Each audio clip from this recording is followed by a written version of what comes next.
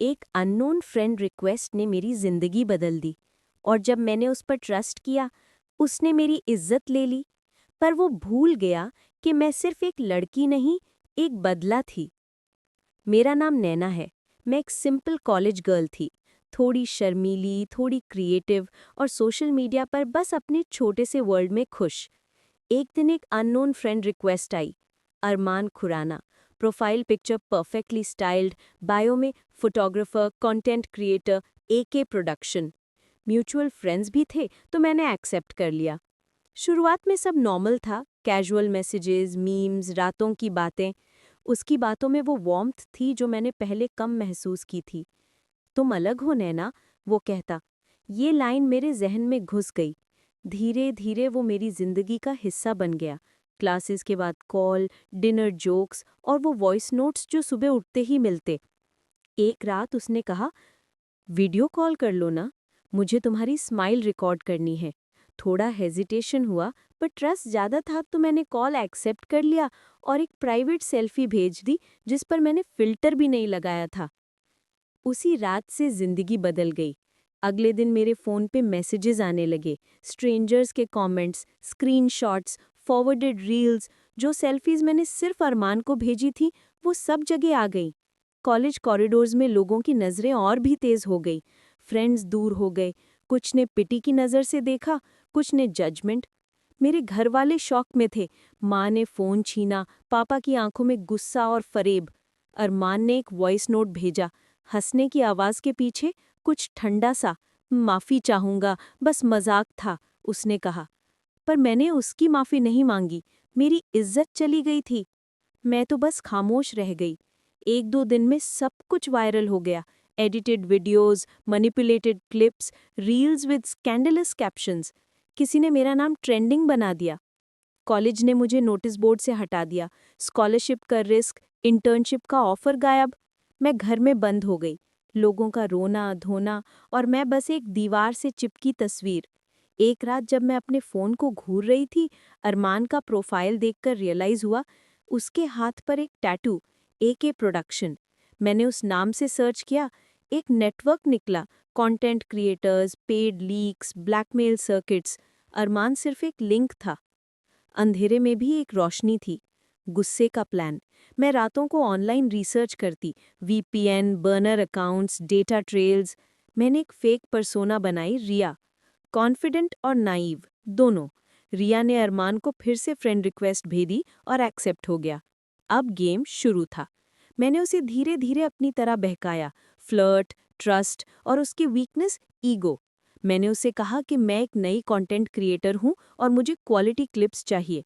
उसने अपना production offer किया, खुद ही बोलो, मैं तुम्हारी लाइफ को ट्रेंड बना दूंगा।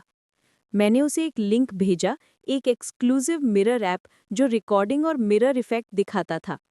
अरमान ने बिना सोचे कैमरा ऑन किया। उसने अपना स्क्रीन शेयर स्टार्ट किया।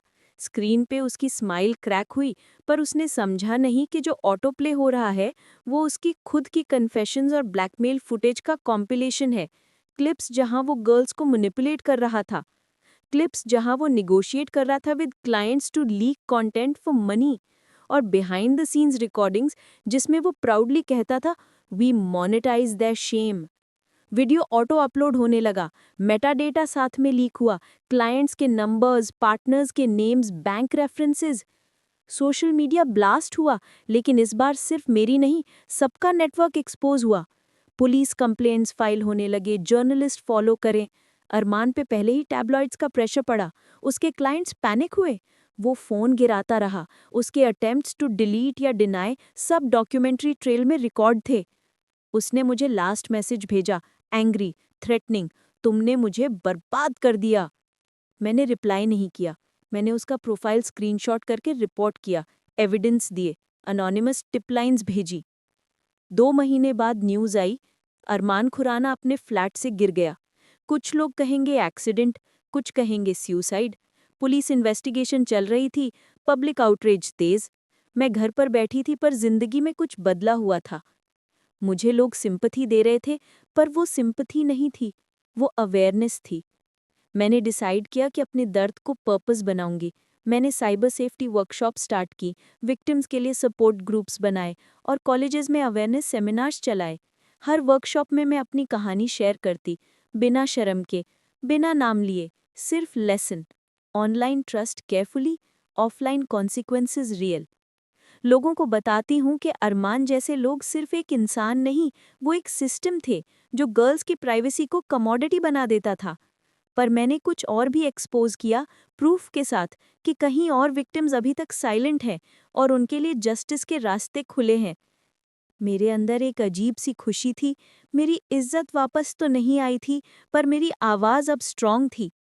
एक दिन वर्कशॉप के बाद एक लड़की ने मुझे अप्रोच किया। उसकी आंखों में वही डर था जो मेरे अंदर था पहले। उसने कहा, आपने मेरी लाइफ बचाई। उसने मुझे टाइट हग किया और मैं रो पड़ी। शुरू में सोचा था रिवेंज टेस्टिंग स्वीट होगा, पर असली सुकून तो तब आया जब मैंने किसी और की जिंदगी बचाई। फिर एक शाम जब मैं अपने आंगन में खड़ी थी और कमरे का मिरर देखा, वहां एक छोटा सा ग्लिच हुआ। मेरा रिफ्लेक्शन नॉर्मल से हल्का अलग। स्क्रीन पे एक म्यूटेड मैसेज ब्लिंक हुआ, वेल प्लेड नैना। मैंने मुस्कुराकर जोर से डायलॉग दिया, कर्मा ने नहीं, ह्यूमैनिटी ने। पर दिल के कोने में एक अंधेरा था। पता था जस्टिस सिस्टम इम्परफेक्ट है और कुछ स्कार्स कभी खत्म नहीं होते। आज मैं लोगों को बताती हूँ, कैमरा ऑन करने से पहले सोच लो, अपनी वैल्यू समझो और अपनी बाउंड्री सेट करो, क्योंकि वर्चुअल दुनिया जल्द में खुलती है, लेकिन उसका नुकसान जिंदगी भर का हो सकता है। और अगर कभी आपको कोई मैसेज आए जो आपको गिराने आए, तो याद रखना, आप सिर्फ एक प्रोफाइल नहीं, आपकी इज्जत, आपकी जिंदगी है। अगर किसी ने आपका ट्रस्ट तोड़ दिया, तो याद रखो, कर्मा का कैमरा हमेशा रिकॉर्डिंग पे होता है। Good night, and remember, some stories never sleep. Bed time tales by AJ.